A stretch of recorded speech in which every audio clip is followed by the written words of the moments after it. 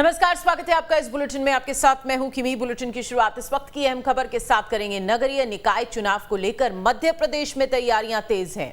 अब तक पार्षद प्रत्याशियों के नामों पर सस्पेंस बरकरार है, लेकिन इस बीच बीजेपी ने प्रदेश संगठन की सहमति से इंदौर ग्रामीण चयन समिति ने 6 नगर परिषदों के 15-15 पार्षद प्रत्याशियों के नामों का ऐलान कर दिया है। आपको हम बताना चाहेंगे कि चयन समिति ने देपालपुर, हातौद, बेटमा, गौतमपुरा, मऊगांव और मानपुर के पार्षद प्रत्याशियों के नामों का ऐलान किया है।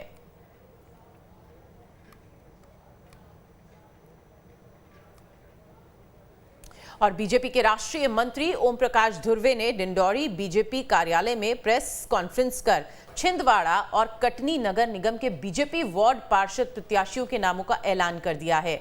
ओम प्रकाश धुर्वे ने यह बताया कि छिंदवाड़ा नगर निगम के 48 वार्ड्स में बीजेपी प्रत्याशियों के नामों की अधिकृत सूची पार्टी ने जारी कर दी है, तो वहीं कटनी नगर निगम के 45 वार्ड्स में 43 वार्ड प्रत्याशियों का नाम फाइनल हो गया है। बाकी 2 वार्ड्स में प्रत्याशियों के नाम पर पार्टी अभी विचार कर रही है। ओम प्रकाश धुर्वे ने कहा है कि जल्द ही जबलपुर निगम के वार्ड प्रत्याशियों की लिस्ट भी जारी कर दी जाएगी। गौरतलब है कि बीजेपी के राष्ट्रीय मंत्री और पूर्व विधायक ओम प्रकाश धुर्वे को पार्टी ने नगरीय निकाय चुनाव में जबलपुर संभाग के संयोजक की जिम्मेदारी सौंपी है, लिहाजा वो नगरीय निकाय चुनावों में पार्टी को जीत दिलाने के लिए सक्रिय हो गए हैं। जबलपुर संभाग में 3 नगर निगम है, जबलपुर महानगर निगम और कटनी और छिंदवाड़ा। तो प्रथम सूची में कटनी और छिंदवाड़ा नगर पालिक निगम के पार्षदों की सूची माननीय प्रदेश अध्यक्ष वी डी शर्मा जी, माननीय संगठन महामंत्री हितानंद शर्मा जी के निर्देशानुसार हमने पार्षदों की सूची जारी कर दी है। और कांग्रेस की तर्ज पर भाजपा ने भी पार्षद टिकट वितरण को लेकर गाइडलाइंस जारी की हैं। भारतीय जनता पार्टी इस बार नए चेहरों को पार्षद प्रत्याशी के रूप में मैदान में उतारना चाह रही है, लेकिन मेयर के टिकट वितरण के बाद कांग्रेस भारतीय जनता पार्टी पर निशाना साध रही है। वहीं दूसरी तरफ देखें तो बीजेपी का यह कहना है कि अगली पीढ़ी तक विचारों को पहुंचाने के लिए पार्टी नए चेहरों को मौका देती है।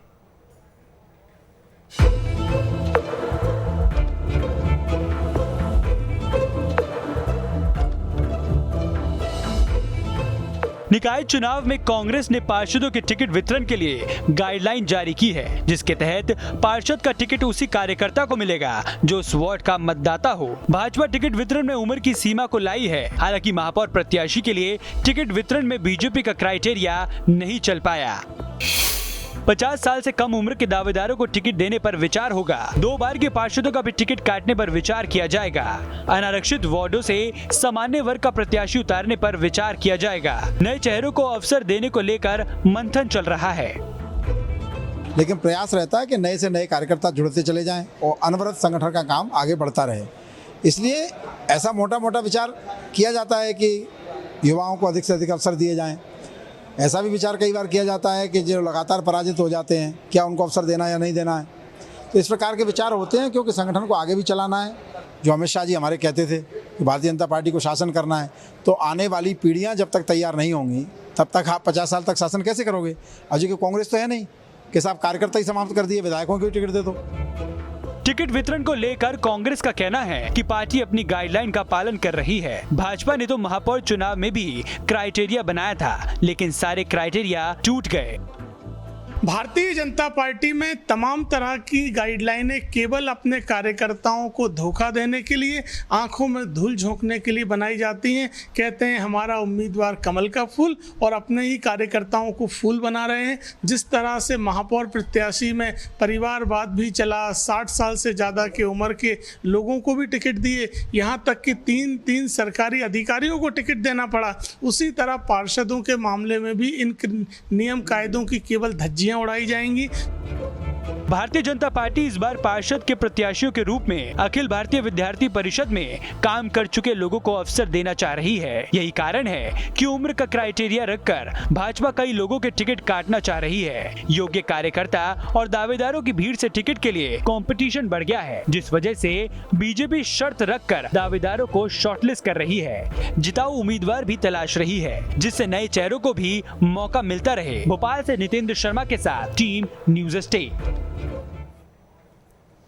और मध्य प्रदेश में नगरीय निकाय चुनाव के लिए नामांकन की प्रक्रिया जारी है।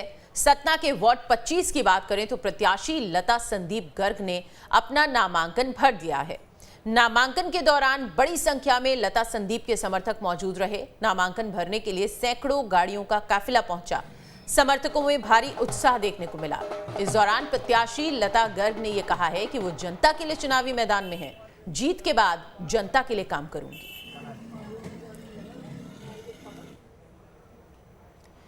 डिंडौरी जिले की चकमी ग्राम पंचायत की बात करें तो यहां एक प्रत्याशी पर गबन का आरोप लगा है, जिसे लेकर आरोपी का नामांकन निरस्त करने की याचिका लगाई गई है। शिकायतकर्ता प्रत्याशी लक्ष्मण सिंह का यह आरोप है कि ग्राम पंचायत चकमी के पूर्व सरपंच लामू सिंह ने पद पर रहते हुए करीब 9 लाख रुपए सरकारी राशि का गबन किया है और जिला प्रशासन ने सरकारी राशि गबन करने वाले पंचायत प्रतिनिधियों को चुनाव में लड़ने पर प्रतिबंध भी लगाया है, जिसके लिए प्रशासन ने बाकायदा गबन करने वालों की सूची भी जारी की है। लेकिन गबन के आरोपी पूर्व सरपंच लामू सिंह को इस बार के चुनाव में न सिर्फ उसका आवेदन जमा कर लिया गया है, बल्कि उसे चुनाव चिन्ह भी आवंटित कर दिया गया है।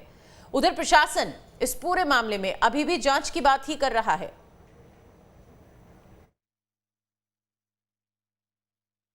तो एक लामू सिंह नेताम है जो अभ्यर्थी सरपंच पद के लिए लड़ रहा है, तो उसके ऊपर सरकार शासन का रिकवरी है 9,08,000 रुपये।